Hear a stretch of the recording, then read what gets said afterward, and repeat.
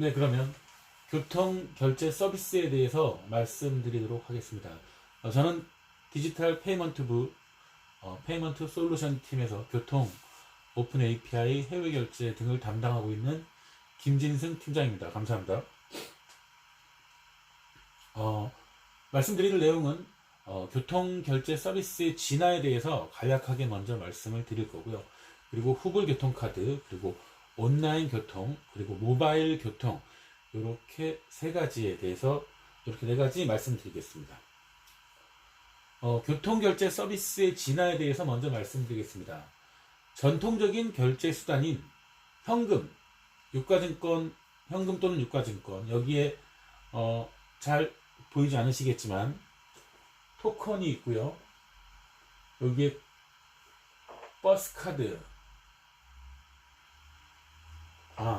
요거는 지하철 패스고요. 요거는 버스 회수권, 요게 토큰, 요거는 이제 현금 동전이 되겠네요. 현금 또는 이 나머지 유가증권 등으로 1990년대 중반까지는 이런 유가증권을 현금으로 교통 서비스의 요금이 지불되었고요. 그리고 나서 1996년 선불 교통카드가 출시되었습니다. 이때까지는 환승이나 이런 부분은 없고, 버스는 버스대로, 지하철은 지하철대로 이제 교통카드를 이용해서 교통수단을 이용했고요. 여기에 이제 1997년 후불 교통카드가 출시되었습니다. 후불 교통카드는 KB 국민카드가 이때 단독으로 출시를 했었고요. 약 3년 동안 단독 발급을 독점적으로 발급을 하였습니다. 99년 토큰제가 폐지되면서 후불 교통카드나 선불 교통카드 등이 활발히 이용되었고요. 그리고 2007년 이후에 수도권 통합 환승이 전면적으로 실시되었고, 지금은 전국적인 통합 환승이 이루어지고 있습니다. 이제 신용카드가 소득공제가 되면서부터 신용카드가 활성화되면서 후불 교통카드도 활성화되었고, 또 후불 교통카드에 대한 소득공제가 별도로 100만원까지 별도로 소득공제가 주어지면서 후불 교통 서비스에 대한 이런 내용들이 점점 진화되고 있습니다. 이제 모바일 교통이 나오는데요. 모바일 교통은 KB 국민카드 앱에서도 지금 모바일 교통을 이용할 수 있고, 삼성페이, LG페이, 페이코 이런 다양한 간편결제 수단에서 모바일 티머니나 EB카드를 등록하고 이용할 수 있습니다. 그리고 향후에 이제 옴니 매체로, 저기 파란 눈이 있는데요. 옴니 매체로 생체나 이런 부분으로 교통의 지불, 페이먼트가 바뀔 것으로 예상이 됩니다. 왜 교통카드가 디지털 그룹에 교통 서비스가 왜 있는지 좀 궁금하지 않으세요? 교통이면 좀 레가시하고 오프라인적인 성격이 강하고 디지털과는 약간 거리가 있지 않나 하는 생각도 드실 텐데, 이 교통 서비스가 가장 먼저 디지털을 시작했고요. 국민카드 홈페이지가 오픈된 게 98년, 99년도에 홈페이지가 오픈이 됐고요. 그 전에 이미 교통카드는 칩이나 IC 기반의 서비스로 디지털화되어서 IC가 집약적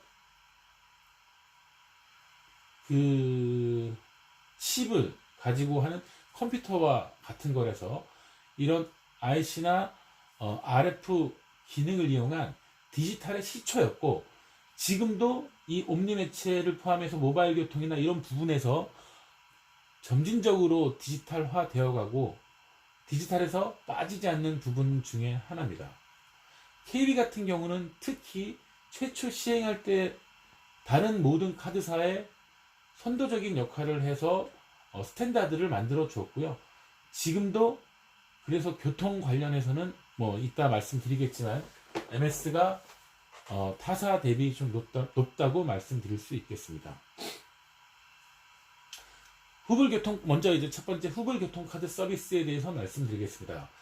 후불교통 서비스란 버스나 지하철 등에서 버스 단말기, 지하철은 고정형 단말기, 이 단말기에서 RF 칩을 탑재한 KB 국민카드를 카드 단말기 근처에 접근시켜 서명이나 비밀번호 등 본인 확인 절차 없이 결제하는 서비스를 후불교통 서비스의 정의라고 할 수 있습니다. 대상카드는 여러분 지금 KB 국민카드 우리 회사 카드를 다 가지고 계시겠지만 카드 뒷면에 페이온에 대해서 간단히 설명을 드리면 후불교통 카드 기능, 이 RF의 기능을 가지고 유통에서도 사용할 수 있습니다. 현재 편의점이나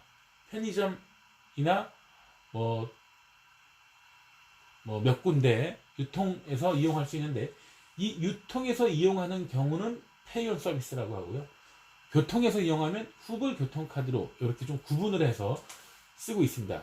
페이온 활성화는 유통 활성화고요. 후불 교통카드의 활성화는 교통 이용의 활성화를 의미한다고 생각하시면 되겠습니다. RF 통신 방식은 마이페어라는 방식을 쓰고 있고요. IC 칩 제조사인 NXP에서 개발한 RF 통신 방식으로 주파수는 13.56MHz를 이용하고 있습니다. 카드 매체는 하이브리드는 IC 칩과 교통에서 쓰이는 RF 칩이 별도로 구분되어 있는 거고요. 그리고 콤비 칩은 IC 칩 안에 RF 칩까지 포함되어 있는 것입니다. 하이브리드는 카드 내에 일반 신용카드 거래 RF 칩이 분리되어 있는 형태고, IC 칩 내에 RF 기능이 포함되어 있는 형태는 콤비 칩이라고 할 수 있습니다. 후불교통에 대해서 좀 더 자세히 설명을 드리면, 카드사와 교통 시스템 운영사 등에서 을 구분해서 이용하는 서비스에 대해서 설명을 드리겠습니다. 카드 발급은 카드사에서 이루어지고요. 카드 발급할 때 교통 기능과 관련해서 발급사 코드, 그리고 교통카드 관리번호, 카드번호, 유효기간 등을 카드 RF 칩에, 콤비 칩이나 RF 칩에 입력을 해서 발급을 합니다. 교통거래 보안을 위한 암호화 키까지 발급할 때 주입이 되고요. 요 주입되는 교통거래는 교통 시스템 운영사 등에서 발급받은 교통키를 가지고 서로 암호화, 복호화를 하고 있고요.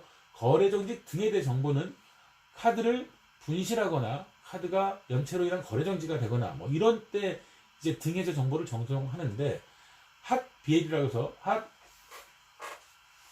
블랙리스트는 온라인으로 바로 전송을 합니다. 도난 분실 카드, 아무리 온라인이라도 바로 이게 적용이 돼서 사용되는 부분은 아니고요. 최소 하루에서 한 이틀 정도는 소요가 됩니다. 이 온라인에서 모든 게 지금 대부분이 그 LTE나 5G 온라인으로 하고 있지만, 이 단말 자체가 온라인을 받아들일 수 있는 그런 환경은 아니기 때문에 이거는 약간 소요가 되는 거고요. 도난 분실 카드 이런 부분은 바로 보내주고, 그리고 일반 블랙리스트, 일반 BL은 배치 전송을 합니다. 연체나 한도 초과가 될 때 바로 보내는 건 아니고요. 연체가 된 이후에 카드 사용이 되면 그 사용되는 시점에 보내게 됩니다. 요 차이를 보면, 고객이 분실을 했는데 카드가 사용이 되게 되면 고객한테 청구하기가 쉽지 않은데, 밑에 연체나 한도 초과인데도 교통을 쓰이게 하는 거는 고객의 편의 플러스 청구하는데 크게 문제가 없기 때문에, 그리고 도난이나 분실 카드가 저희가 온라인으로 전송을 했는데 만약에 카드가 쓰였다, 그거는 다 교통 시스템 운영사에서 비용을 분담하게 되어 있습니다. 매입 정사는 거래 내역 검증 및 매입 후에 거래 확정 및 반송을 하고 있고요. 가맹점 수수료, 저희가 받는 가맹점 수수료와 이용대금 정산을 위해서 운영 수수료를 운영사에 주고 있습니다. 교통카드 대금 청구는 카드 이용대금 청구 시에 반영되고 있습니다. 교통카드 운영사와 카드 발급이 되면 배치로 연계가 되고 있고요. 카드사 정산은 거래 내역 송수신, 발급 시 이용대금 정산, 발급사 이용대금 정산, 거래정지 카드 연동, 교통기관 정산은 운송사별 대금 정산을 교통기관 정산에서 하고 있고요.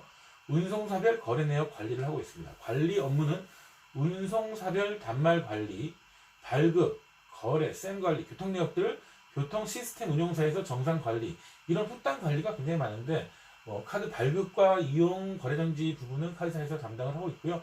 이런 나머지 카드사 정산, 교통기관 정산 관리 업무 등은 교통기관 운영사에서 담당하고 있습니다.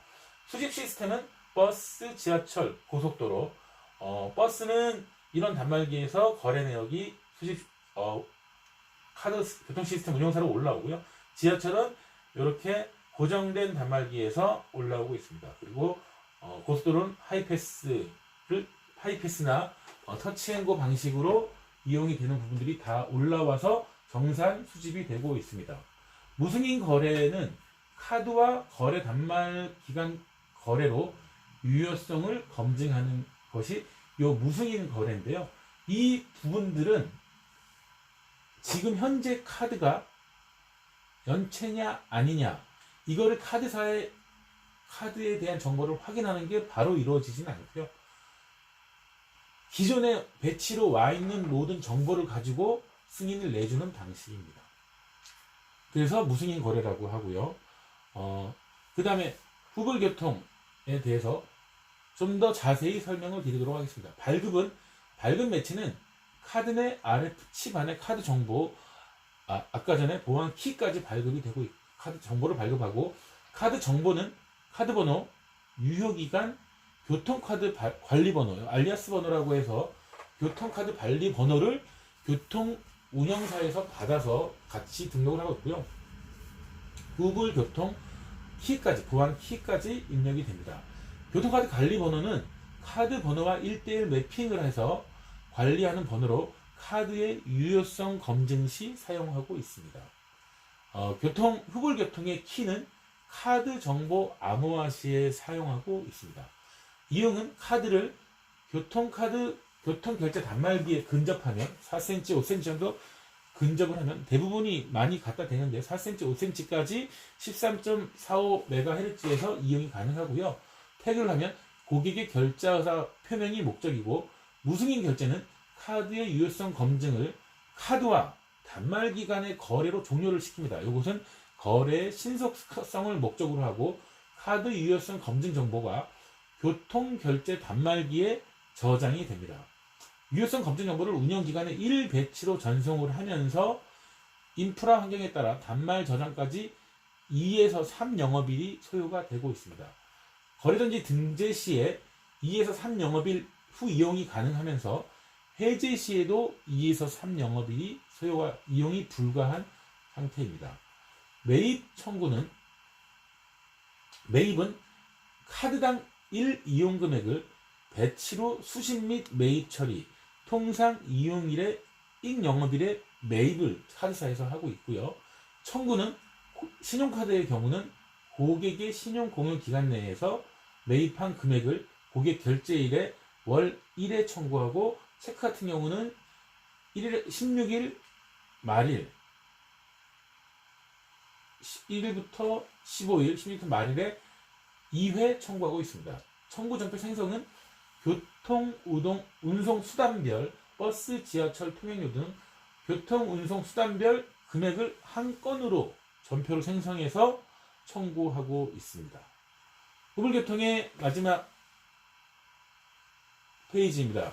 당사는 과거 교통결제 서비스의 혁신적인 디지털라이제이션을 추진하여 현재까지 후불교통 네 번째 운영 현황에 대해서는 MS나 이런 부분을 좀 말씀드리고 싶은데요. 현재까지 관련 시장 내 우위를 차지하고 있습니다. 수도권 기준으로 서울, 경기 등 수도권 기준으로 후불교통 MS는 현재 1위고요. MS가 저희 일반 신용카드가 15.5% 되고, 신용체크를 합칠 경우 16.5% 정도 이렇게 되는데, 후불교통 기준으로 보면 34.9%, 전년도 12월 말 기준으로 수도권 후불 교통 이용 금액이 총 4.9조인데 당사가 1.7조, 34.9%를 차지하고 있습니다.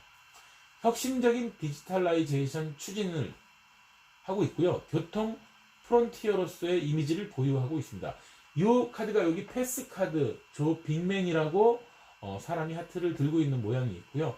이게 최초 97년에 발급된 국민카드고 이 당시만 해도 모든 카드가 패스라는 이름을 달고 나갔습니다. 서울대 패스카드, 아시아나 패스카드, 대한항공 패스카드, 뭐 이런 패스라는 이름이 기본적으로 KB에서는 교통이 강점을 가지고 있었기 때문에 이렇게 카드가 나왔고요. 카드사 최초로 전국 후불 교통도 커버리지를 확보하였습니다. 2012년에 확보를 했고요. 타사 대비 교통카드에 대한 보유율이 높고 이용률은 유사합니다. 보유율은 당사가 77%의 고객이 교통카드 보유를 하고 있고요. 이용률은 34%, 타사 평균은 48%, 33%. 원래 대부분의 고객들한테 교통카드를 저희는 발급하고 있는 게 정책인데, 체크 같은 경우는 교통, 비교통이 나눠지고요. 대부분의 신용카드는 교통을 발급하고 있는데도 이용률이 비슷하다는 거는 그만큼 MS나 이런 면에서 강점을 가지고 있다고 할 수 있겠습니다. 신용 같은 경우는 교통카드 발급 비중이 93%까지 차지하고 있습니다. 후불 MS 1위 34.9%, 신한이 24.4%, 삼성이 10.6%. 전략적으로 다른 부분을 다른 카드사에서 하는 부분도 있겠지만, 후불 교통카드의 경우는 일단 기본적으로 소지 고객이 가지고 다니면서 다른 카드로 다른 부분에, 요즘은 삼성 모바일로 많이 이제 교통도 이용되고 있지만, 그래도 카드를 한 장 정도는 소지할 때 교통이 되는 카드를 가지고 있기 때문에 여타 타 이용에도 많은 도움이 되고 있다고 하겠습니다.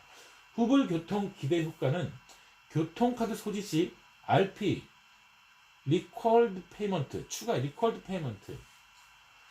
이용 및 리텐션 효과를 도출하고 있습니다. 교통카드 보유회원의 이용 금액은 79만 5천원, 월 79만 5천원 정도고요.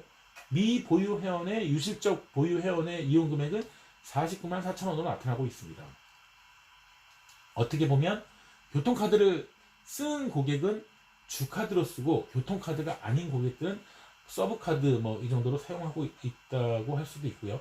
교통기능 보유 회원 이용률은 61.4%고요. 미보유 회원의 이용률은 37.4%입니다.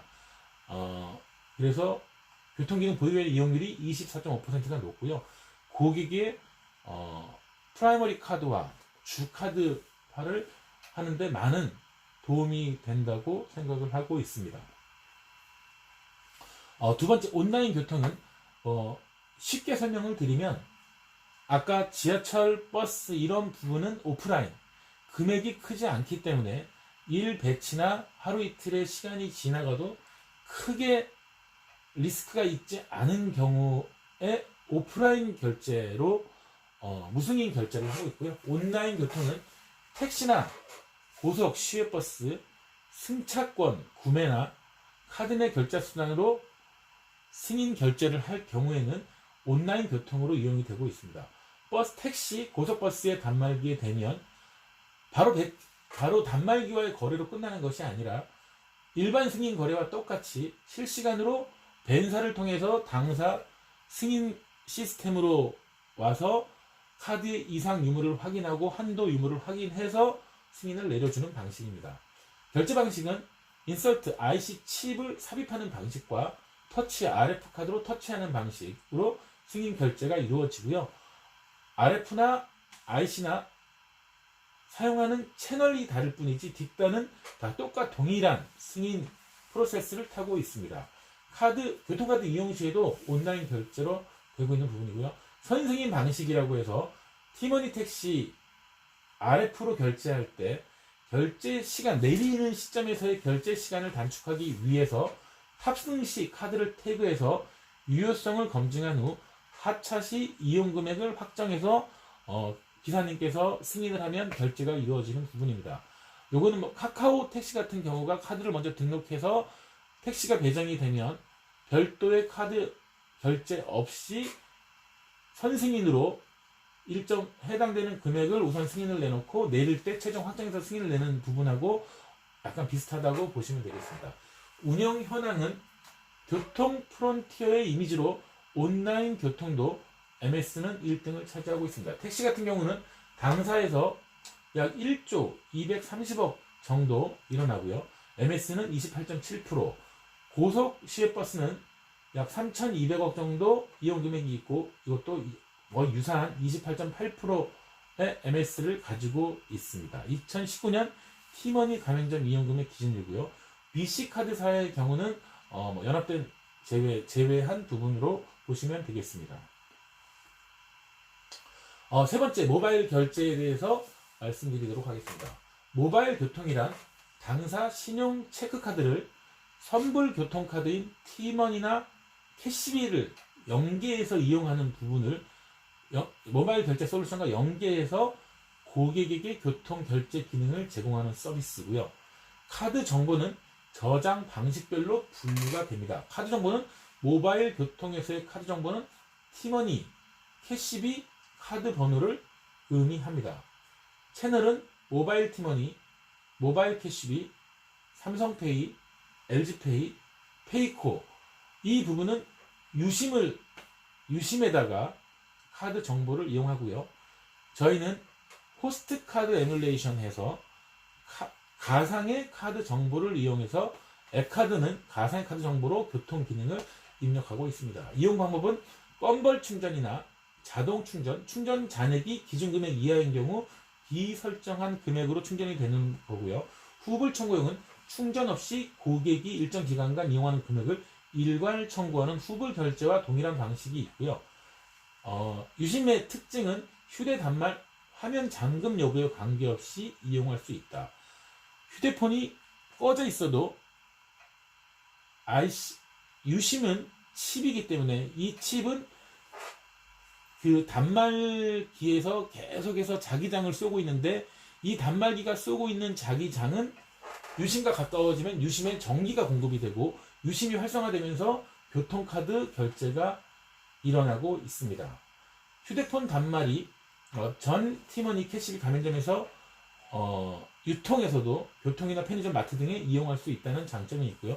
HC는 후불 청구용 온리 저희 KB국민카드의 앱카드에 교통을 탑재했다는 의미고요. 휴대폰 단말 잠금을 해제해야 사용하는 아까의 유심과는 다르게 단말에 접근을 하더라도 핸드폰이 켜있지 않으면 HC 같은 경우는 활성화가 되지 않기 때문에 그런 단점은 일부 있습니다. 요거는 향후에 모바일이 발전되고 HC에도 어떤 자극을 통한 활성화가 가능한 또 발전이 있을 수도 있으리라고 생각을 하고 있습니다. 모바일 교통 운영 정책을 탄력적으로 운영할 수 있는 장점이 있습니다. 이용 가맹점을 저희가 일부 제한하거나 교통 이용으로 이마트나 이런 부분에서 모두 사용이 된다고 하면 저희 신용카드의 전사적인 어떤 가맹점 수수나 이런 부분에 크게 흔들릴 수 있는데 그런 부분에 운영 정책으로 탄력적으로 운영해서 한다는 장점이 있겠습니다. 모바일 교통 두 번째 서비스 플로우 및 이용 방법에 대해서 말씀드리도록 하겠습니다. 서비스 플로우는 KB 국민카드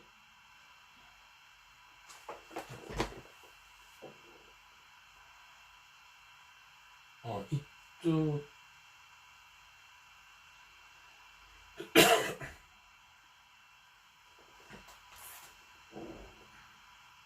휴대폰 LCD 오늘에서 지불 결제를 하면 이용 내역이 동기화되면서 VP나 캐시비로 가고요. 그 다음에 결제 정보를 다시 휴대폰에 전송을 합니다. 사용금액 알림을 하고